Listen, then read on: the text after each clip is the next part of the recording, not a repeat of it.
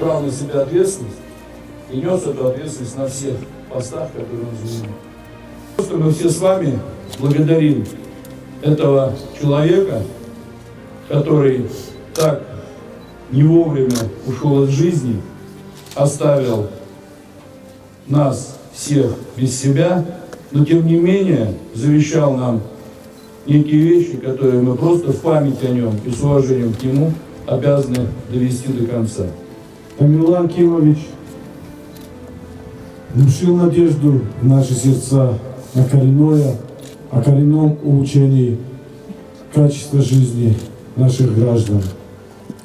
Все те задачи, которые он ставил перед всеми структурами власти, были нацелены на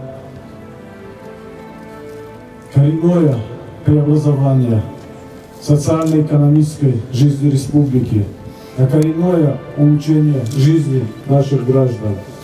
Я уверен, что мы вместе продолжим дело Тамерлана. Я надеюсь, что его планы будут претворены в жизнь.